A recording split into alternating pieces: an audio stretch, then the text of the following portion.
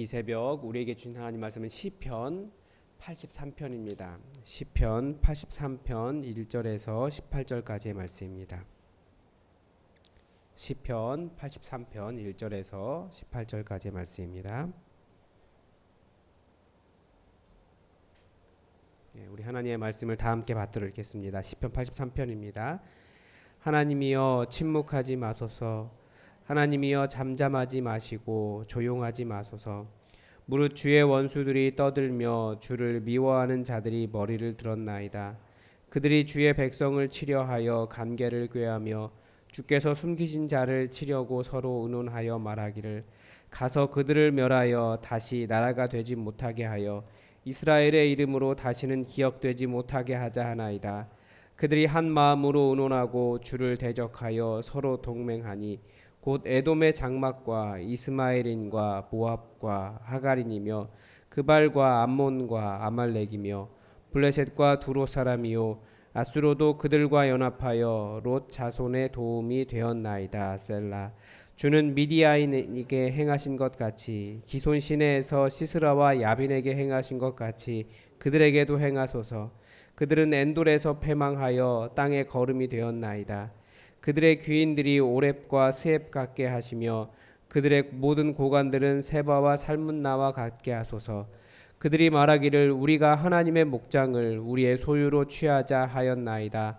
나의 하나님이여 그들이 굴러가는 검불 같게 하시며 바람에 날리는 지푸라기 같게 하소서. 살림을 사르는 불과 산에 붙는 불길같이 주의 광풍으로 그들을 쫓으시며 주의 폭풍으로 그들을 두렵게 하소서. 여호와여 그들의 얼굴에 수치가 가득하게 하사 그들이 주의 이름을 찾게 하소서.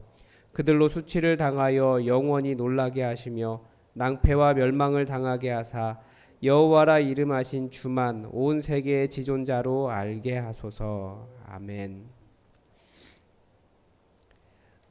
우리가 요즘 살아가는 시대를 포스트 모더니즘 시대라고 이야기하죠. 이 모더니즘 이후라는 뜻인데 이 모더니즘의 기준이 그 인간의 이성이었습니다. 인간이 다 판단할 수 있다라는 거예요. 포스트 모더니즘 시대는 여전히 이성이 판단 기준이긴 하지만 꼭 옳은 것이 무엇인지는 알 수 없다 이런 시대입니다. 그래서 뭐라고 이야기하냐면 그 사람들의 그 뭐라고 할까요? 용어죠. 거대 담론이 없다. 거대 담론의 해체 이렇게 이야기하는데 그러니까 꼭 옳은 것이 없다라는 거예요. 그러니까 예를 들면 예전에 남녀의 복장도 엄격했습니다. 남자의 옷은 이것, 여자의 옷은 이것. 이것도 일종의 거대 담론인 거예요. 모든 사람이 다 인정하는 거니까. 그런데 포스트 모더니즘 시대에는 그런 것 자체에 구분이 없습니다. 뭐 이런 사조가 나와 무슨 상관이냐라고 생각하지만 우리도 사실은 이런 사조의 거대한 흐름 가운데 있으면서 우리가 옳다 생각하는 것들이 다 그런 흐름 안에 있습니다. 뭐 비슷한 예를 들어봐도 예전 같으면 남자가 화장한다. 우리나라에서는 그렇잖아요. 남자가 화장한다. 그럼 이상한 거라고 생각을 했는데 이제는 요즘 젊은 세대가 남자들도 화장을 하고 다니고 입술에 핏기가 없다고 붉은색 칠하고 다녀도 요즘 젊은 세대의 어르신이 뭐라고 말합니까? 요즘 젊은 애들한테 그런 얘기하면 안 돼. 그렇게 이야기하는 것이 에고 시대가 변했다. 저거 뭐 하는 거야? 이런 말 하지 못하잖아요. 그게 이미 우리가 이런 시대의 사조 속에 들어와 있다라는 것, 이런 시대의 흐름 속에 들어와 있다라는 것을 이렇게 보여주는 겁니다. 그런데 이 기독교의 입장에서 포스트 모더니즘 시대는 교회에 매우 큰 위기를 가져오고 있습니다. 왜냐하면 이 포스트 모더니즘의 그 철학적 그 뭐라고 할까 배경을 열었던 사람이 푸코라고 하는 사람인데 이 푸코 같은 철학자의 그 철학자의 핵심 철학이 뭐냐면 거대 담론은 폭력이라는 거예요. 그러니까 모두가 다 이것이 옳다라고 말하는 것을 폭력이다라고 말하고 있고 그래서 그 사람이 없애고 싶었던 거대 담론, 없애야 된다라고 말했던 핵심적인 이유는 기독교를 거부하는 겁니다. 왜 그러냐면 이게 제가 철학자들이 들으면 제가 너무 단순하게나 혹은 오해하고 있다라고 판단할지 모르겠지만 제 입장에서 제가 파악한 것은 그렇습니다. 이 푸코는 자신의 동성애를 죄악시했던 기독교를 어떻게든지 깨고 싶었던 거예요. 그리고 기독교의 하나님을 독재자, 억압자, 폭력. 왜냐하면 이 푸코가 동성애라고 해서 정신병원에 몇 번 이렇게 한 번인가 두 번인가 갔다 왔거든요. 기독교 사회였기 때문에 내가 정신병자지. 실제 내가 무슨 정신병자냐. 나는 멀쩡하다. 이렇게 하면서 철학적인 그런 거대 담론의 해체를 주장을 했습니다.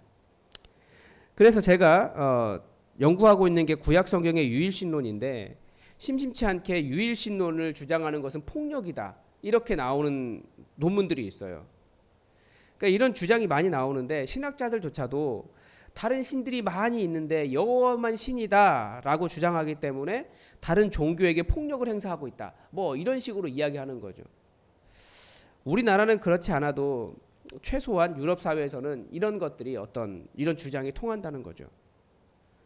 그런데 이런 주장은 꼭 이 시대뿐만 아니라 항상 있어 왔던 주장입니다. 우리는 여기에서 영적인 진리를 발견할 수 있습니다. 이 거대 담론을 해체하겠다는 포스트 모더니즘이 유일하게 공격의 대상으로 삼고 있는 것은 기독교입니다. 왜냐하면 모든 것이 거대 담론이라고 말할 수 없어요. 그러니까 이 사회를 딱 옳다라고 말하는 하나가 있다. 여호와 하나님, 여호와라고 하는 신이 있다. 그 신만이 진짜 신이다라고 말하는 것이 그 사람들이 보기에는 깨버려야 할 거대 담론이라는 거예요. 그런데 사실은 다시 뒤집어 보면 거대 담론은 없다라고 말하는 그 말 자체도 거대 담론이거든요. 그러니까 이 시대가 다 옳은 게 그냥 좋은 게 좋은 거야라고 말하는 것 그거 자체도 문제가 있는 거죠. 그냥 기독교가 여호와 하나님만이 유일하신 하나님이다라는 것만 포기하면 얼마든지 세상에서 인정받을 수 있다라고 말하는 것 이게 이상한 거예요. 그러니까 불교, 무속, 알라 모든 신들을 인정만 하면 다들 우리 기독교 보고 뭐라고 말합니까? 멋있어 이렇게 말하지 않습니까? 근데 그것이 실제가 아니고 이 시대의 사조일 뿐이라는 거예요. 그런데 이런 여호와 하나님에 대한 공격은 이전에도 있었습니다. 다만 방식이 달랐을 뿐입니다. 그것을 보여주는 게 오늘 시편입니다. 오늘 본문 3절과 4절이 바로 이 여호와 하나님의 하나님 되심을 거부한 그 시대의 방법을 보여줍니다.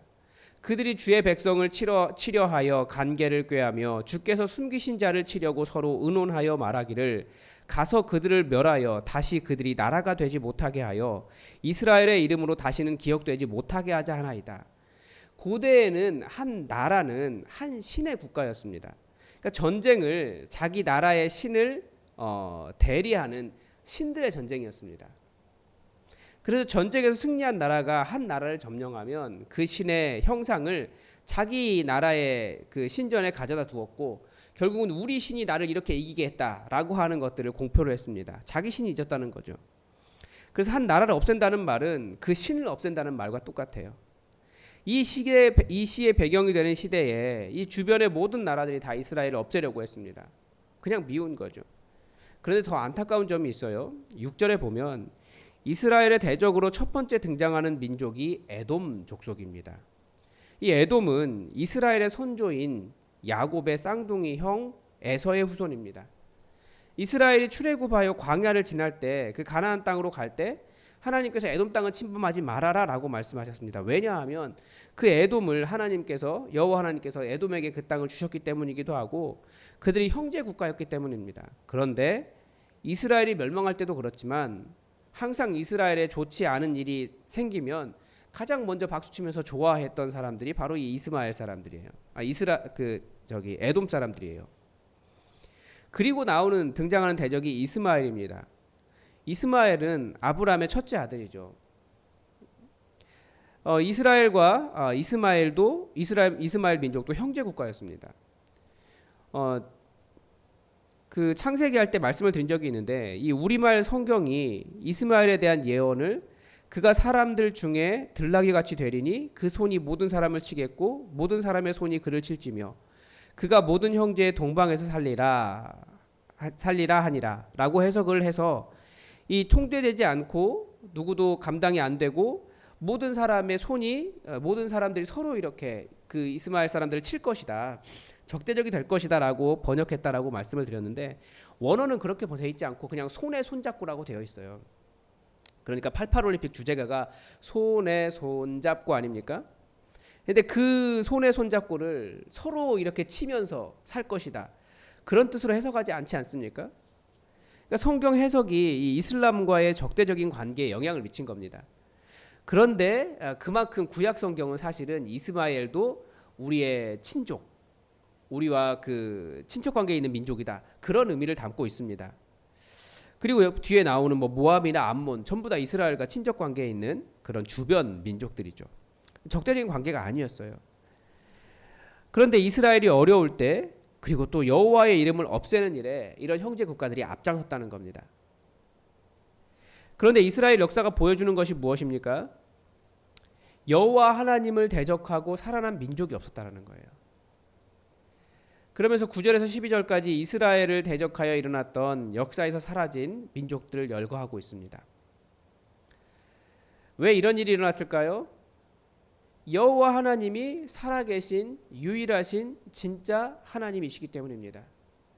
비록 이스라엘이 하나님의 영광을 가리는 행동을 해서 다른 나라들에 의해 정복되도록 허락하셨지만 여호와 하나님의 하나님 되심을 드러내는 방법은 결국 여호와 하나님께서 하나님의 백성들을 다시 살리시는 거예요. 그 일을 누가 하느냐? 여호와 하나님 바로 그분이 하신다는 겁니다. 우리 18절 말씀을 다 함께 읽어보겠습니다.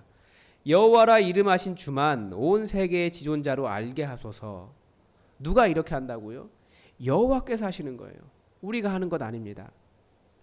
여호와 하나님께서 직접 하시는 일입니다.